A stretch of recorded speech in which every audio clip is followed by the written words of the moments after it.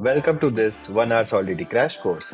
We'll follow Solidity by example. Big thanks to Patrick Collins and the cyfrin team for making this awesome resource. I'll cover every key concept so you can start writing smart contracts right after this video. I also have a Telegram group with over 300 blockchain developers. If you want to join, just type Solidity in the comments and I'll send you the link. And if you stick around till the end, I'll share some quick notes plus a quick tip on landing a job in Web3. Let's begin. We'll start with the basic hello world in Solidity. In this, you can see the first line, that is Pragma Solidity and version with an uptick 0.8.26. So this tells the compiler we are using Solidity version 0.26 or higher but below 0.90. Then we define the contract. We write contract hello world here. We have named our contract hello world. Then we have just a simple variable declared here. So the name of the variable is greet and the value stored in it is hello world. Next, we have a simple counter contract. We can get, increment or decrement a number stored on chain. So there is a variable called count.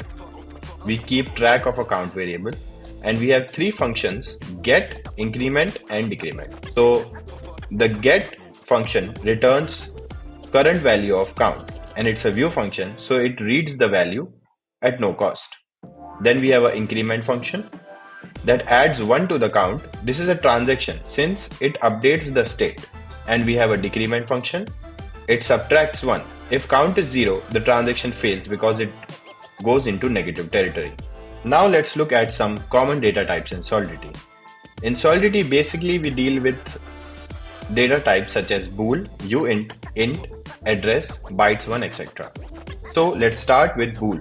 So a boolean type can only be true or false. So right now we have defined a variable by the name of boo and the type we have written as bool and the current value it holds is true. Then we come to unsigned integers. So the unsigned integers, there are two types of uint, basically uint 8 and uint 256.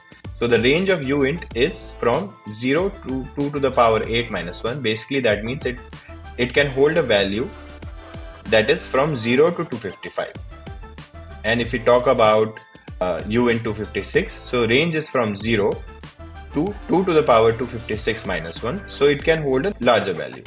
So here you can see examples like we have defined variable by, so the type we have given is uint 8, the name is u8 and the value it holds is 1. Similarly, suppose you see this one, the type is uint 256, the name is u and the value is 123. So basically what it means is it can hold only positive numbers. So here you can see we come to the next type of data type, that is signed integers, that is int.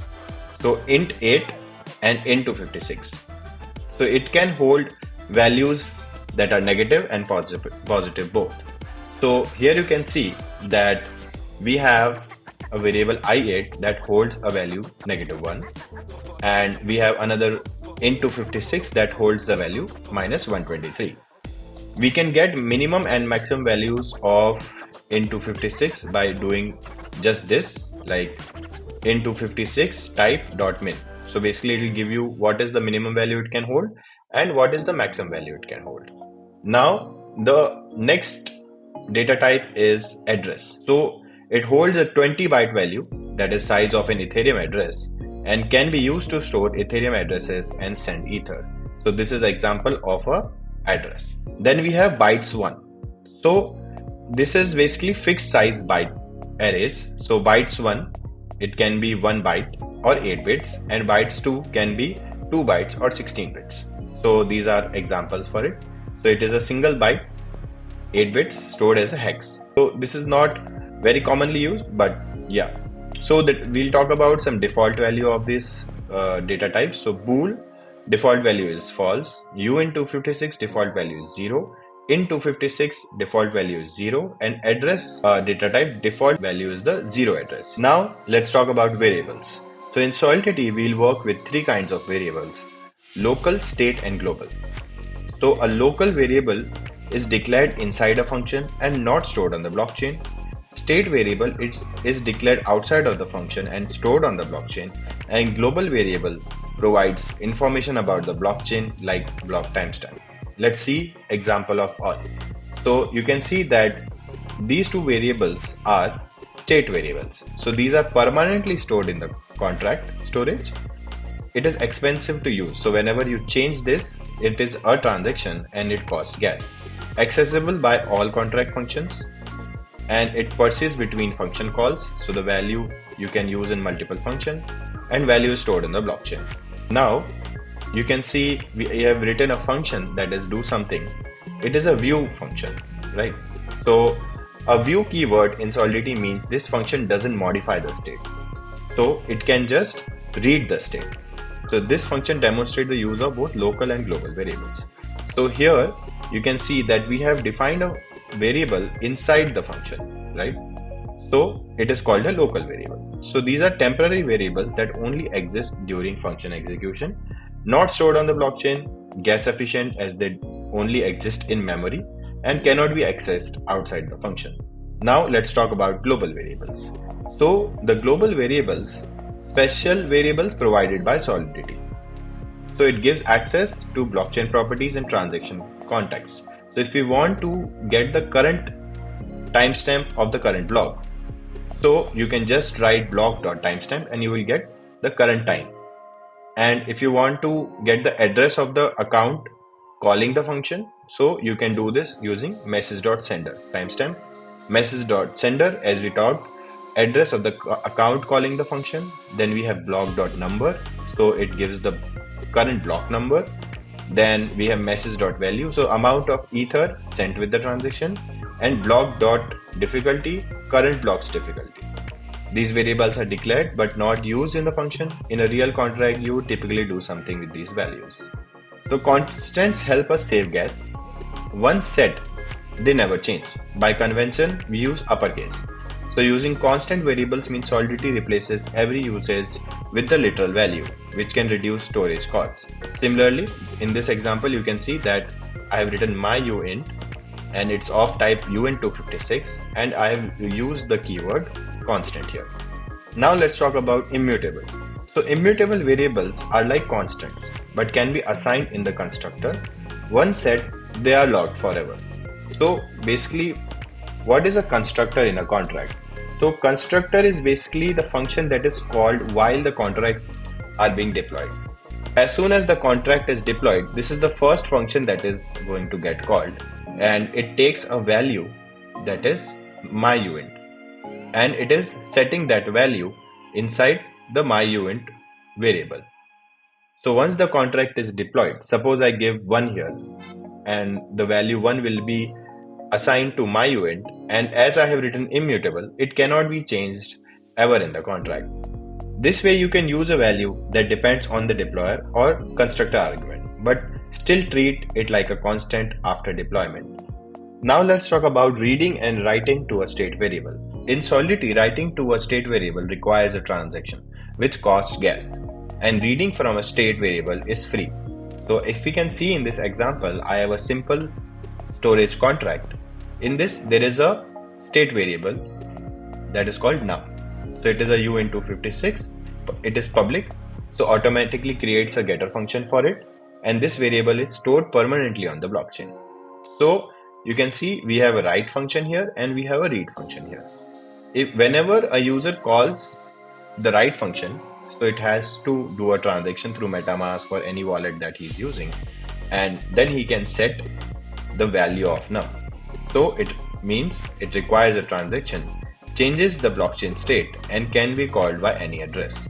Then we have a getter function, so it is marked as view.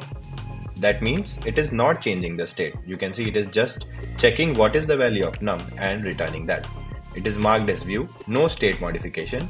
It doesn't cost gas when called externally and can be called without sending a transaction. Let's talk about some ether units. So in Solidity, transactions are paid with ether, just like $1 equals 100 cents. 1 ether equals 10 to power 18 Wei. Ether can be expressed in different denominations. Wei is the smallest unit of ether. Gwei or gigawei is commonly used for gas prices.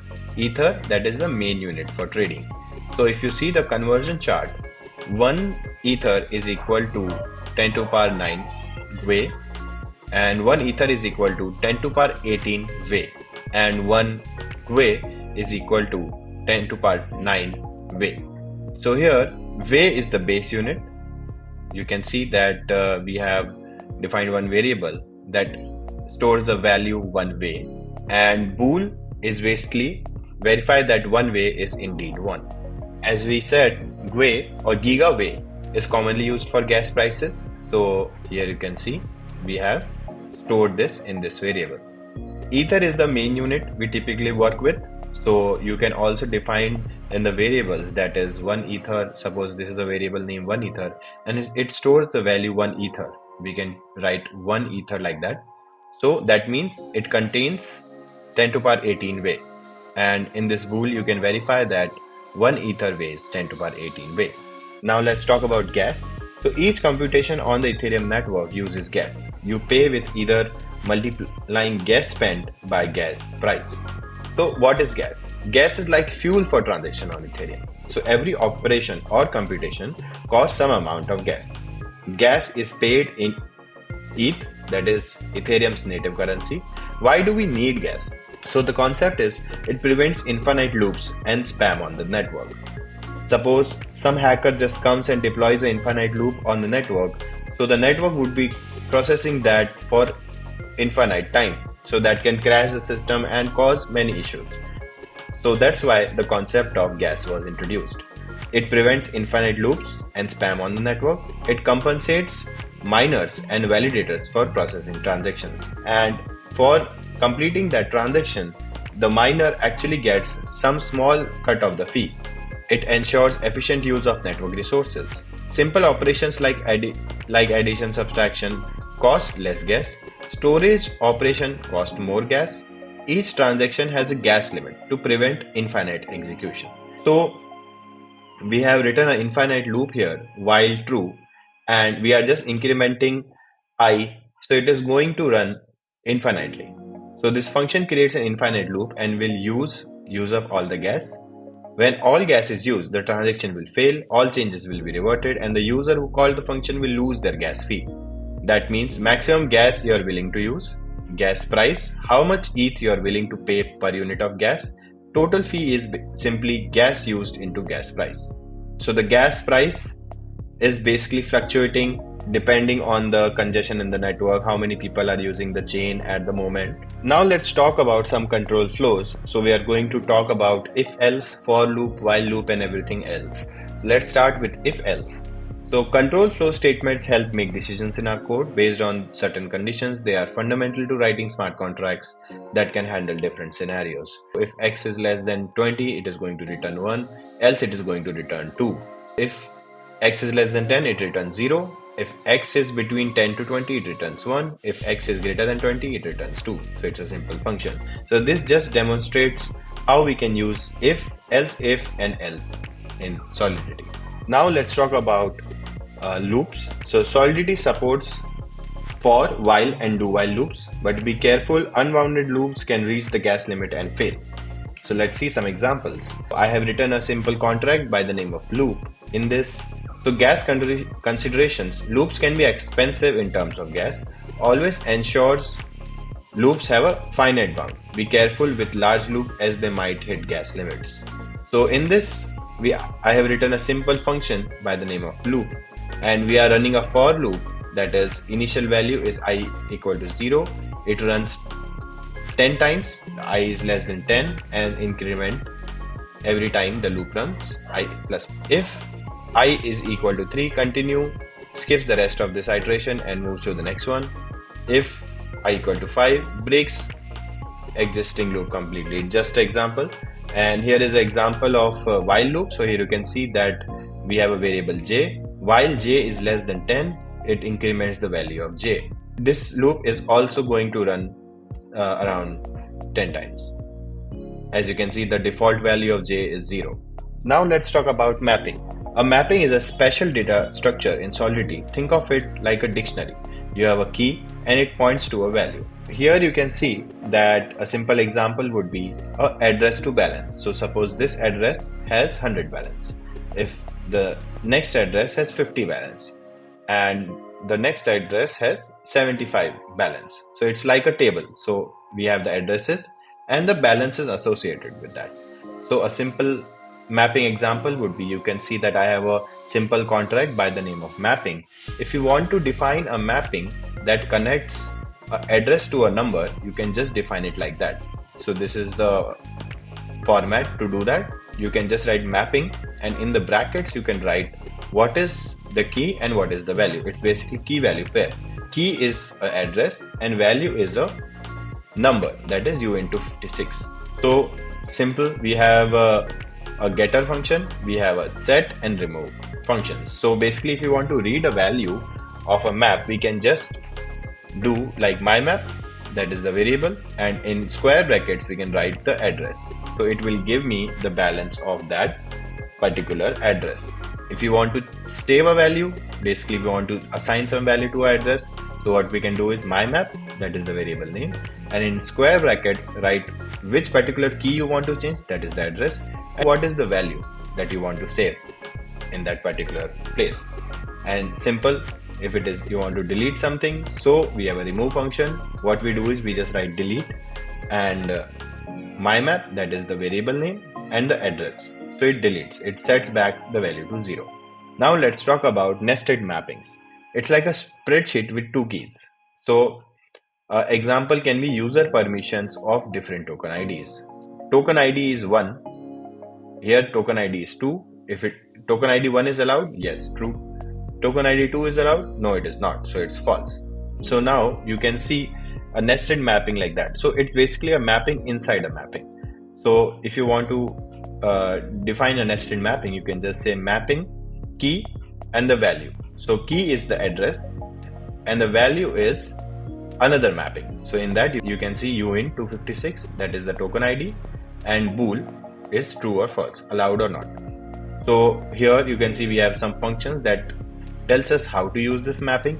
So if you want to get, like, if a particular token for that user is allowed or not, so you can just use nested, that is the variable name, then you get that particular user, that is address 1, in a square bracket, and then you just write u in 256, like what is the token ID. If I pass in the nested, if I pass this address 0x123, yeah, obviously it is going to give me a value of true, just like we can see in this table. Similarly, how you can set the permission and how you can remove the permission. Now let's talk about arrays. An array is a list of items. You can have a fixed size array or a dynamic array. Dynamic arrays can grow in length. So suppose we have defined an array that looks like this. So it has 4 slots and it is fixed. But a fixed size array, we cannot increase the size. Like I cannot add a 5th variable here in a fixed size array. So how do we define an array in Solidity is we just start with the type. So the type of values the array is going to contain. I want a numbers array, so I'm going to start with u into 256 and just write a square brackets like this. So this tells Solidity like it is an array that is going to contain numbers, and the name of the array is ARR. Now if you want to assign some initial values, so you can do it like this, like you just define an array and you give some initial values 1, 2, 3. Now if you want to do a fixed size array, how to do that? It's very simple. You can just write, suppose I want an array of size 10, so I just do u in 256 square brackets and I write the size of the array in that. So suppose if I want to do an array of size 5, so I can just write 5 here. So here are some functions that tells us how to use these arrays. If you want to get one item, simply like we were doing in mapping, we use the same. We just use ARR and we pass the index of that particular item. Now if you want to get the whole array, we can just return the whole array like this, ARR. Add one item to the array, we can use ARR.push. Remove last item, we can use ARR.pop. Get array size, we can use ARR.length, and clear item at the position. So what we can do is we can just use delete and ARR and index. So it sets to 0, doesn't shrink the array. create array in memory. So you can just define a function, and inside that you can just define an array. So that is going to be, we are going to talk about the memory keyword later. Now let's talk about enums. So enums let you define custom types with a set of possible options. For example, if we take order, so an order can be in a pending state, a shipped state, a accepted state, rejected state, or cancelled state. These are certain defined states that an order can be in. So we can define an enum for that to make it more user friendly. Enum, like a fixed set of options. Each status has a number behind the scenes. So pending can be 0 by default, shipped can be 1, accepted can be 2, rejected can be 3, and cancelled can be 4. So here we define an enum like this. We just write enum, the name of the enum. In this case we are talking about status. It is pending, shipped, accepted, rejected, or cancelled. Current status starts at pending. If we want to get the current status, we can just do return status. If you want to update to a new status, we can just pass the value and assign it. If a special function to mark as cancelled, so we can just do status is equal to status.cancelled. Reset back to pending, we can just delete status like that. The main thing to learn here is how to define enums and how to use it. We define enums like this. Enum, name of the enum, and what are the possible values it can have. And how to use it is we can use it like status.cancelled or status.pending. Now let's jump to some more important topics of Solidity. We are going to talk about structs, data locations, and transient storage. So let's talk about struct. So struct is like an object in any other language.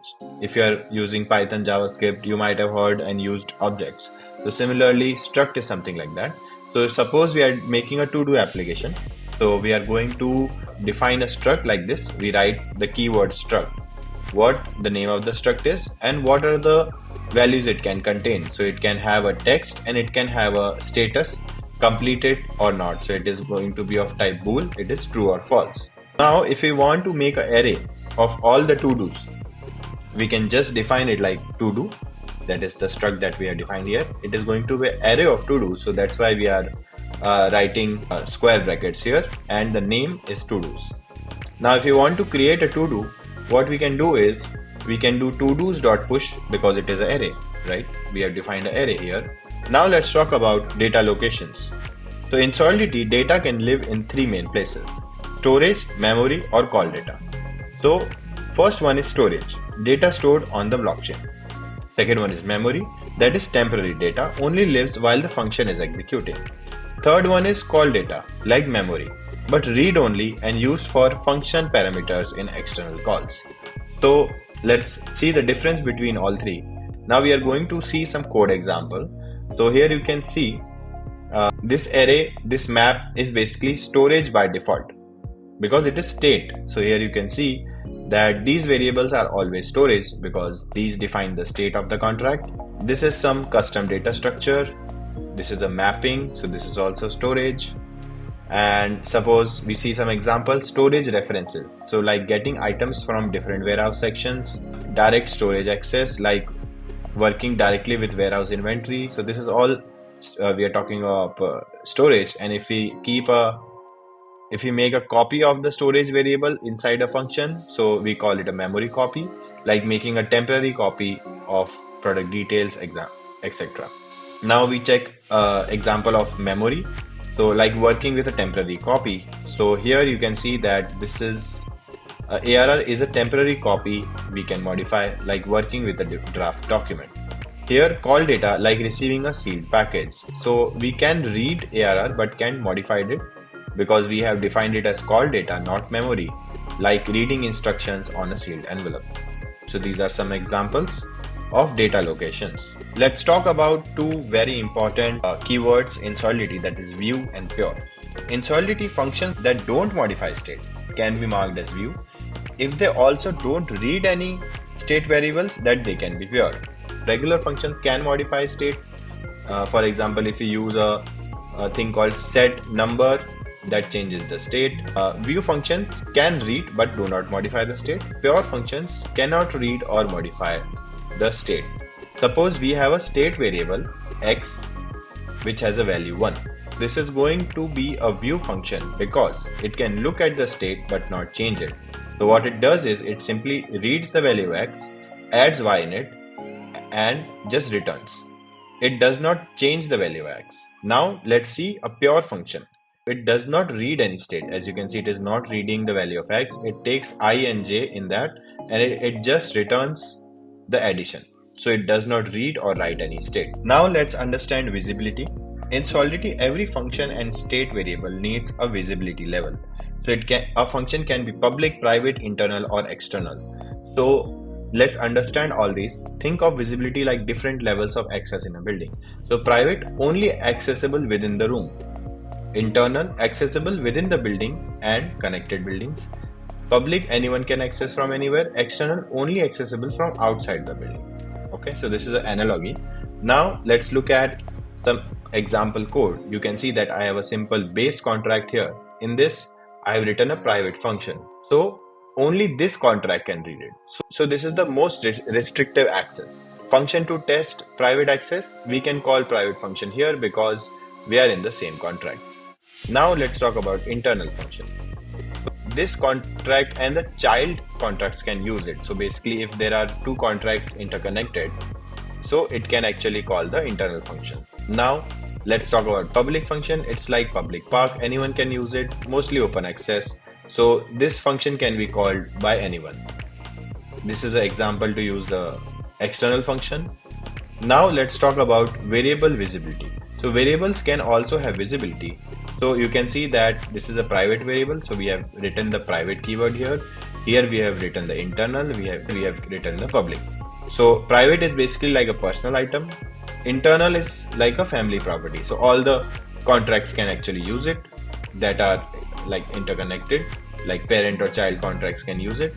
And public is like public notice. Anyone can read it. It cannot call the private functions, but internal functions it can call. Best practices: start with most restrictive, only make functions public external if needed, use internal for shared contract logic, use external for interface function.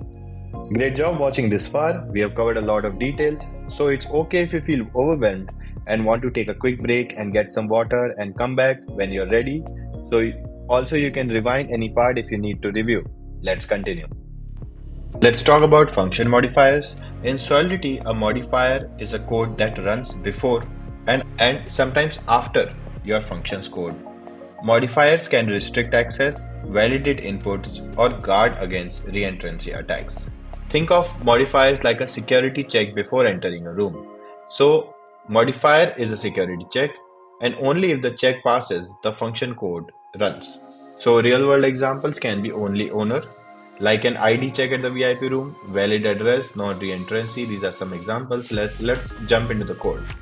So here you can see that we have a variable by the name of owner. It is an address, and these are some other states we have. We have a constructor, and now we have. So how do we define a modifier? Is we write the keyword modifier and the name of the modifier. Generally, this is in this format. Like you can first letter to be small and basically in camel case. So only owner is a modifier that we are going to define. So if message.sender is not equal to the owner, that means the person who is calling the contract is not the owner. So this underscore means the underscore is where the function code gets inserted. So basically, if this condition is not true, it will not go ahead and execute the function. So if you see this example, we have a function called change owner. So only a owner can change the owner address. So you can see that we have, this is how we write the modifier, and this is how we use the modifier. Now you can see that at this place we define, like we use the modifiers. So this means that only a owner of the contract can call this change owner function. Now, second modifier that we are going to talk about example, that is valid address. Checks if an address is valid, like verifying a delivery as an address isn't empty, just example. So we just write modifier valid address. It takes in an address and it just checks whether the address is a zero address or not. If it is not the zero address, then it goes ahead and calls whatever the function code is. So the change owner, we have one more modifier used here. So basically in a function we can use multiple modifiers. It's like security checks. So here you can see like the new owner should be a valid address. So the value that is being passed here, it has to be a valid address. It should not be a zero address. Now let's talk about reentrancy. So reentrancy is a very common hack in smart contracts, in Solidity smart contracts, where hackers call the same function again and they can actually drain all the funds and steal all the money from the smart contracts. So to prevent that, we use a modifier that is like non-reentrancy. So we just define the modifier. So what is happening here is, if the function is already logged, it is not going to call the function again. So as soon as the function is called, it checks, okay, this is logged, no. So it places the value of logged variable to true, and once the function is completed calling, it changes to false. So a function can be called only once, and once it is completed, then it can be called twice. Let's talk about some modifier best practices. So we need to keep the modifiers simple, use them for common checks like we did for valid address, only owner, and don't modify the state in modifiers, and document what each modifier does. Common use cases can be access control like only owner, only admin, input validation like valid address, positive amount, state checks like not paused, only open, and reentrancy protection. These are the common use cases of modifiers. Now let's talk about constructors and inheritance. A constructor is an optional function that runs when the contract is deployed. You can use it to initialize contract state or run setup code. So here in this example, what we are going to see is we have two base contracts, that is X and Y, and B is going to be the child contract. So basically X and Y are parent contracts, B is child contract.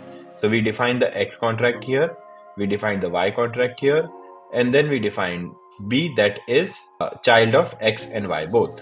So you can see that both X and Y has a constructor that take basically some input. So it takes a name, so name is stored. It takes a text, so the text is stored. Now suppose so B, the constructor of B is empty, the parent constructors are called with fixed values, like saying always use brick for X and wood for Y is just an example. So we have some flexible values. So like building a house where you choose materials later, values are passed when deploying. So yeah, this is an example of a constructor.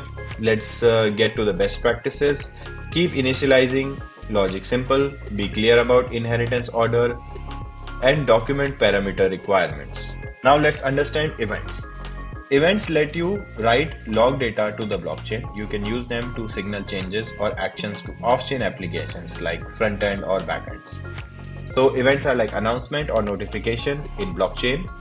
They are like a newspaper announcement section. Data is stored in transaction logs, cannot be read by smart contracts, useful for front-end applications. So how the flow works is a contract emits an event, it gets stored in the transaction log, and the front end gets the event and it displays the info.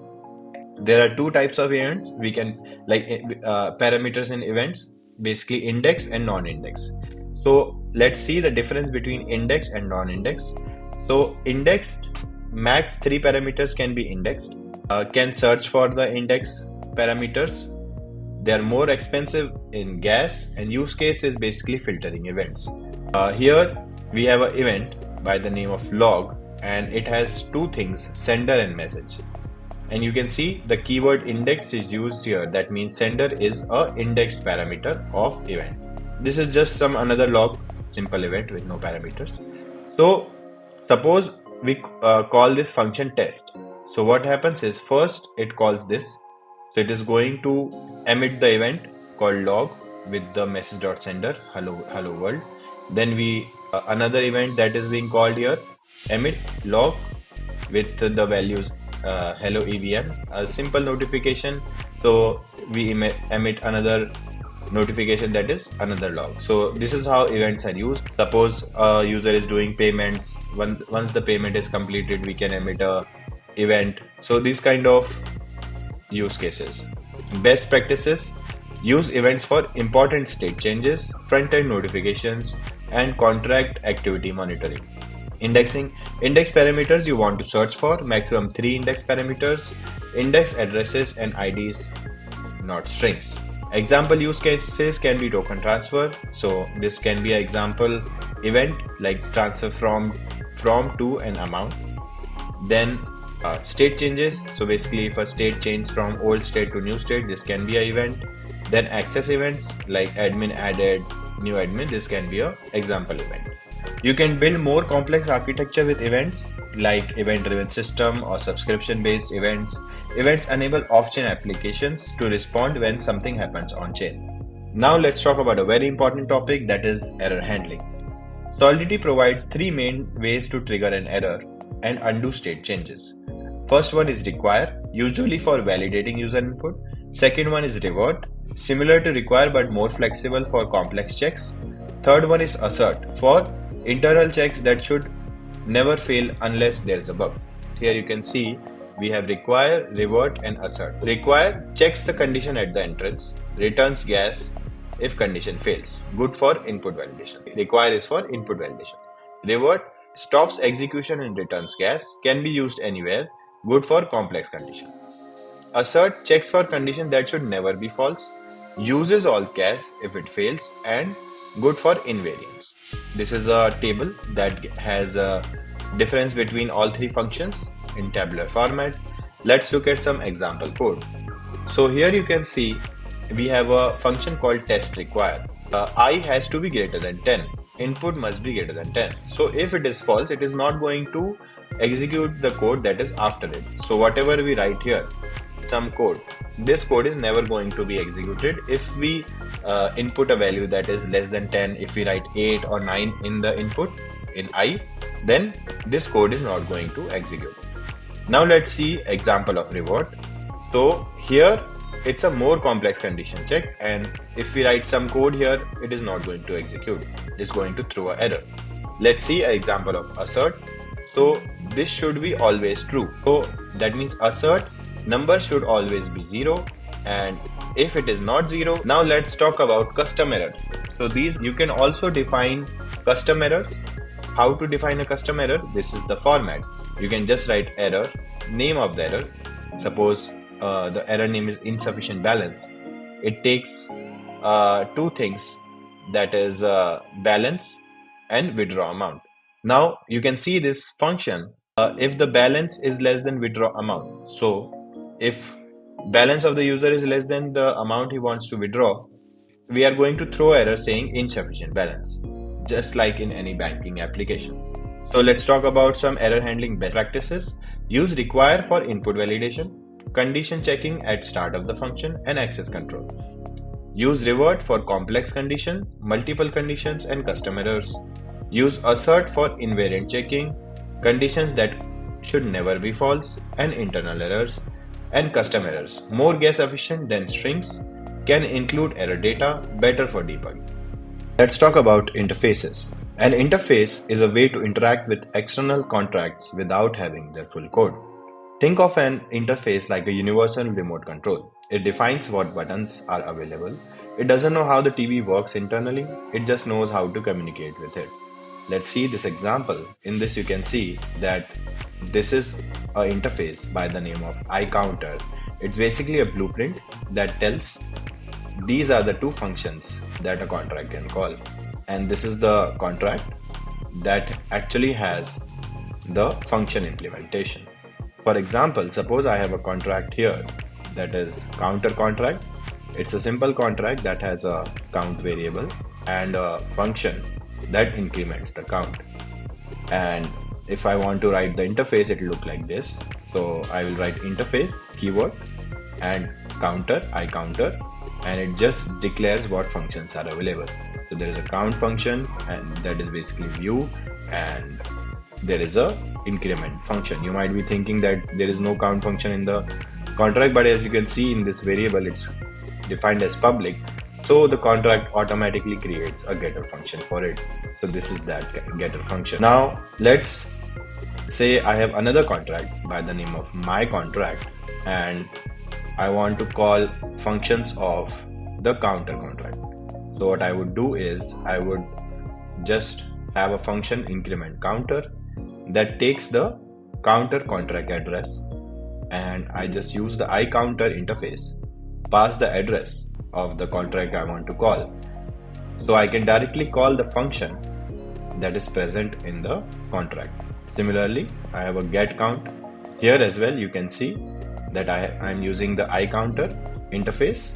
I pass the address of the counter and I can directly call the dot count. What are the best practices of writing interfaces? Naming. So prefix with I, clear and descriptive names. Functions must be external, no implementation, no constructor, no state variables. What are the common use cases? That is standardization like ERC20, ERC721, and contract interaction, that is the main thing, and code organization as well. Now let's talk about Payable. So think of Payable like a digital wallet. Regular functions cannot receive money.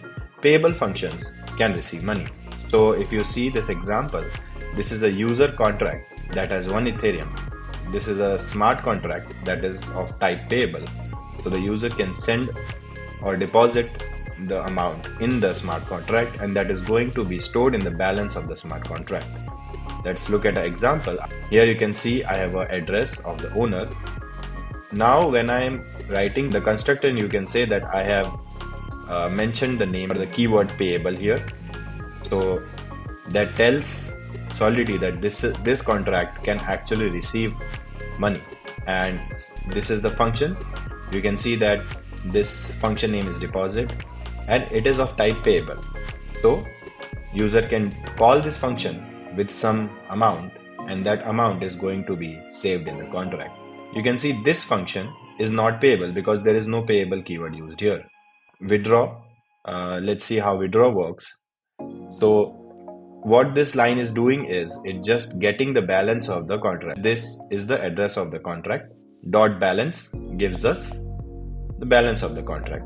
So we save it in a variable amount, and then we call this. We are going to talk about call very soon.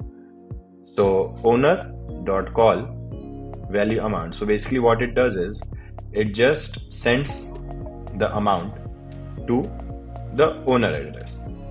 Then there is a require, like it has to be successful. If the transaction was not successful, it will throw an error saying failed to send ether. There is a transfer function as well. So suppose if the contract wants to send some particular amount to a particular address, so it takes the to address to which the amount should be sent, how much amount it has to send, and it just do to.call. And same require thing, like if it is successful, then it is okay. If it is not, then it says fail to send ether.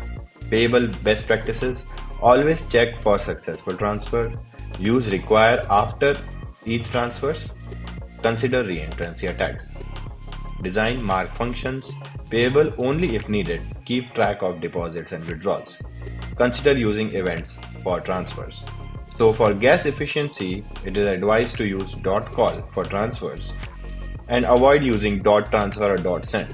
Now let's talk about send ether. So there are 3 ways to send ether in Solidity.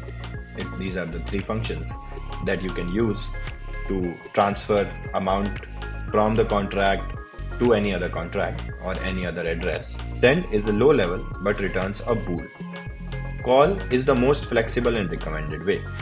You can see in this table that call has an adjustable gas limit, transfer and send has a fixed gas limit of 2300. Let's look at this example. I have a contract by the name of send ether. In this, send via transfer. So what we are doing is it takes a to address, and whatever value the message.sender calls it with, it is going to just transfer that amount. So contract A has the balance and it goes to contract B that receives ether, and we are calling the transfer function.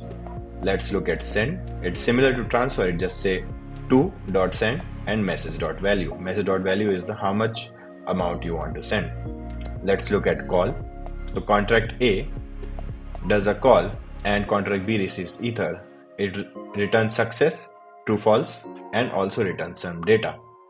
So advantages are adjustable guess, return success, bool, and data, forward or available guess.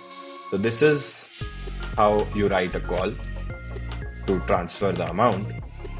So basically just say to, that is the address to which the amount has to be sent, dot call, value, and message dot value. That is basically a boolean that tells us if the transfer was successful or not, and it gives some data as well. Best practices for sending ether: always use call for ETH transfers, check return values, consider reentrancy attacks, guess considerations, same thing that we talked about. Transfer and send have 2300 gas limit, call allows flexible gas limits. Now let's talk about fallback. It's a very important concept in Solidity. So how the contract receives ether. We just talked about how to send ether to a particular contract, but the contract who is receiving the ether also has to have some function to receive. It's a by default function that it has to be there. So suppose there is an incoming transaction. Has ether been sent? So if the ether has been not sent, then it calls the fallback function. If the ether is sent, is the message.data empty? If it is yes, then it calls the receive.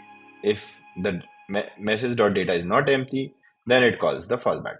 Let's look at an example. So here you can see I have a simple contract by the name of fallback. So we have a receive function here already. If the receive function was not existing, it would call a default function, that is fallback. It is of type payable. All it does is receives the ether that is sent to this contract. Fallback. So fallback is also payable, as I showed you in which cases the fallback would be called. And we just have a getter function that just tells what is the balance of this particular contract. So what is the common use cases of receive is accept Ethereum payments, simple ether transfers, no additional logic is needed. Fallback has to handle unknown function calls, accept ETH with data, and custom function forwarding. Now let's understand some low-level calls, like what call actually does. So low-level calls allow contracts to interact dynamically, can call functions that don't exist, can send ETH with the call, more flexible but more dangerous. So how the flow works is the caller, basically who is sending the ether, is going to use the call function, and receiver is going to decode it. So call function encodes it and the receiver function decodes it. Now let's see, we do not have a receive function here, we have a fallback. Like this contract has a payable fallback function but no receive ether function. So fallback is going to call every time. And let's go to the caller. We have a test call foo. That's just a function that takes the address to which the amount needs to be sent, and it just does that address dot call the amount that needs to be sent, and it has a gas limit that we can specify. So low level call best practices is security, always check return values, be careful with external calls, consider reentrancy attacks, and set gas limits when needed, handle out of gas scenarios as well. Let's talk about delegate call. So delegate call is like borrowing code but using your own storage. So it uses logic from the target contract but executes it in caller's context. Storage layout must match. Let's see the visual representation. Suppose we have a contract A and contract B. So contract A is going to use the call.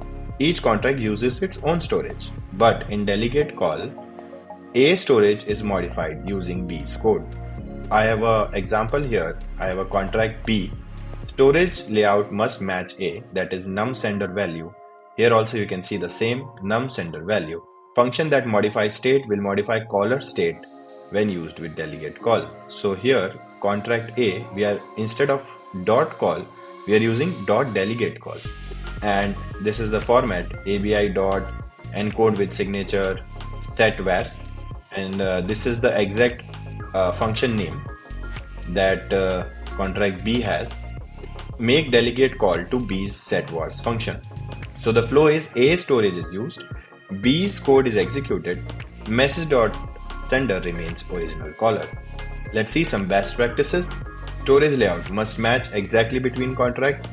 Include all variables in same order, considering using proxy pattern.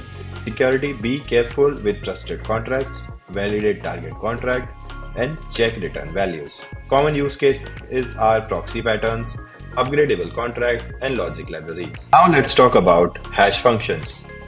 So basically what it does is it's a built-in function in Solidity that produces a 32-byte hash. It is often used for creating unique IDs, commit reveal schemes like hide a guess then reveal it later, or cryptographic signatures.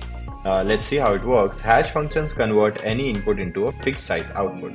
So it's a one-way function. Same input is equal to same output. Different input is equal to different output.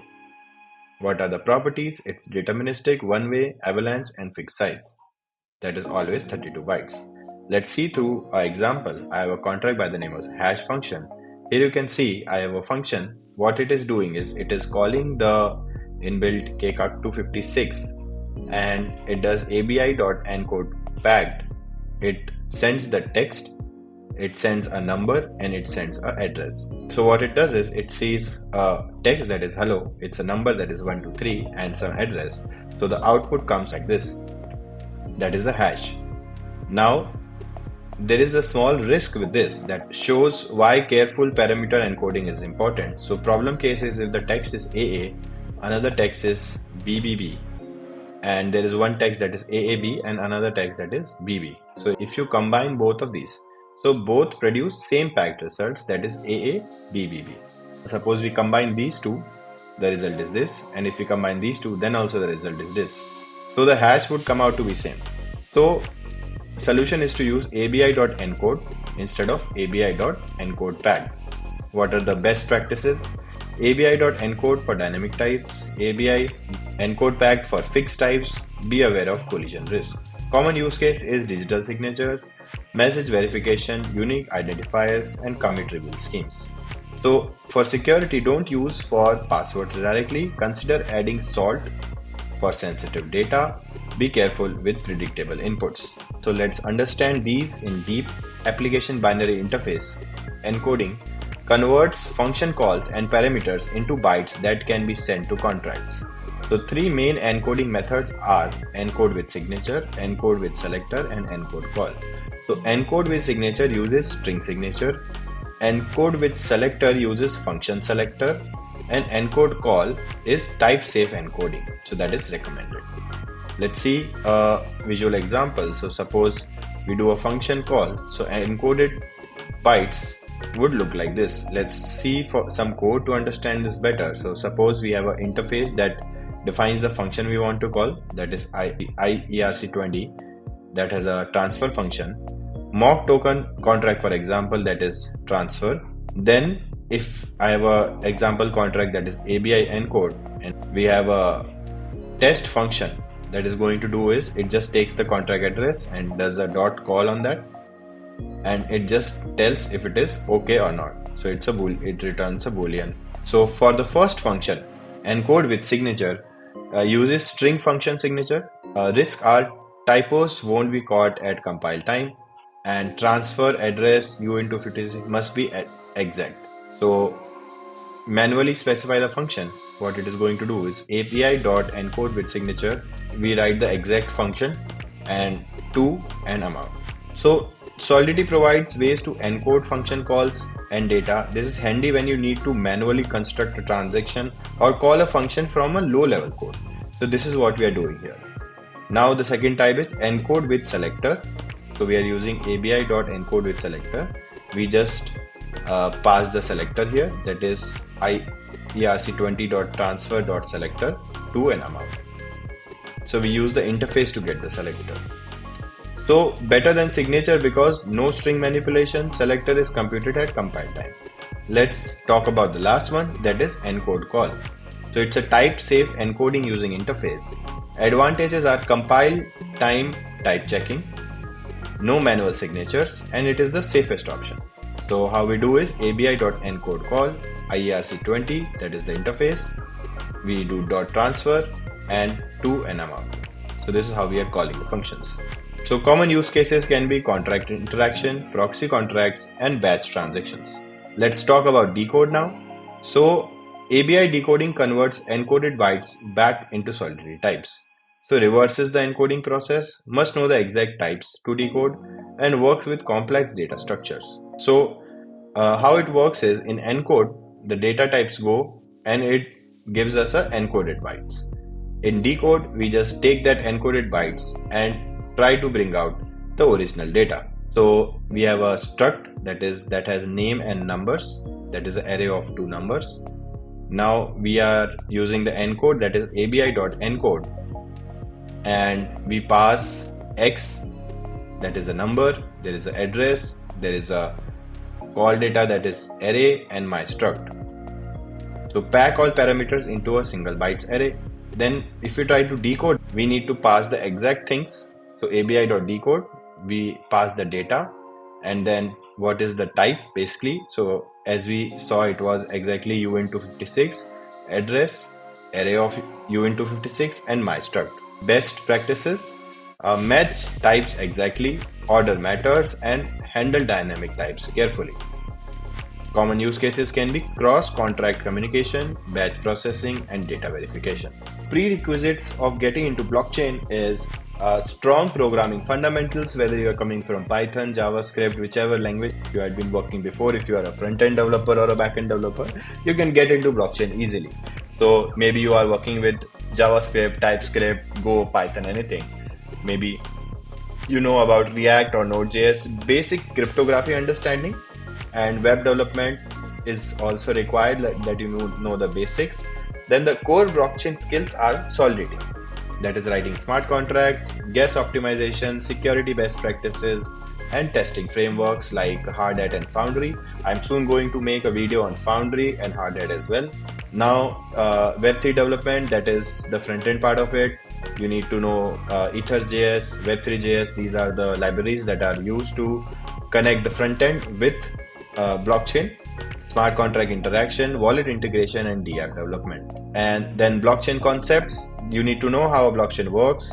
You need to know how Bitcoin works, how Ethereum works. Maybe take out some time, read the white paper of Bitcoin, white paper of Ethereum, then you will have a better understanding. So what are consensus mechanism? What does layer 1, layer 2 means? What are the DeFi protocols? What are the token standards like ERC20, ERC721 are very common. Then these are some advanced skills, like you can maybe specialize in ZK proofs later on, MEV, cross-chain bridges, and formal verification. Maybe all these things you can specialize in. Then learning resources. So the number one learning resources that are available online, the Solidity by example that we just followed. Then Crypto Zombies, it's an interactive Solidity practice platform. You can practice your Solidity skills there. Then the documentation of Ethereum, there's Open Zeppelin, so that has all the smart contracts that people are actually directly using in their contracts. This is a very good website that I have followed, learnweb3.io.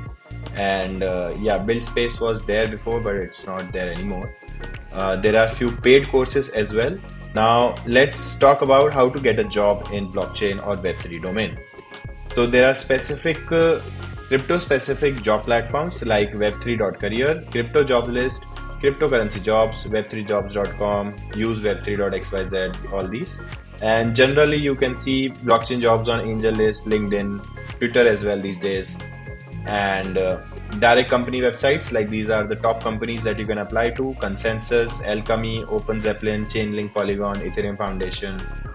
And you can join some online communities like Discord servers of these companies. So sometimes they post their jobs there as well. And if you see a job, you can directly message there and get an interview for yourself. Some strong points for developers is, like, if you contribute to open source, that is a very good plus point. You should have your GitHub very good maintained. Then you can attend events and conferences like DevCon that happened recently in Bangkok.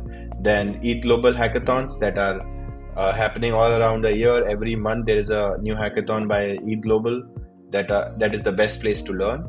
Now you should have a good portfolio before applying to any job. If you have a personal portfolio website, that is a very good. If you do not have a personal website, you can just make your GitHub so presentable. If the recruiter just looks at the GitHub, he should get an idea like what you do, what quality of code you are writing. In the GitHub profile, there should be clean documented code, variety of projects, and there should be regular contributions. If you have a personal website, so it should have the project showcases, technical blog post maybe, and there's some documentation. Some sample projects that I can say is some making some DeFi application, NFT platforms, DAO tools, developer tools, etc. So for preparing for interviews, what you can do is you can go through all the Solidity basics, blockchain basics. What are the general salary expectations? So for a junior level, it's around 70 to 100k US dollars per year.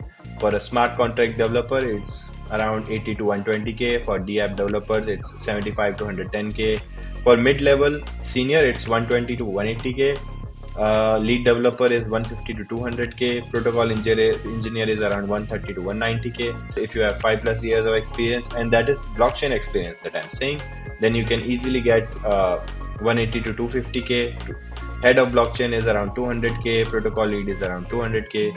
So salaries vary by location. This is some data that I have seen online. There are some growth paths, like you can do specialization in security, you can do specialization in protocol development, infrastructure, research like GK research. Just remember, stay updated with the latest developments, build in public, network actively, contribute to open source, and focus on the fundamentals first, like how the blockchain works. You have to read the white papers. You have to understand how Bitcoin works, how Ethereum works, how both of these are different from each other, like that. That's it for our Solidity crash course. You should now have all the fundamentals to start writing smart contracts. Remember, if you want the notes or you want to join the dev community on Telegram, just type Solidity in the comments. Thanks for watching and good luck on your blockchain journey.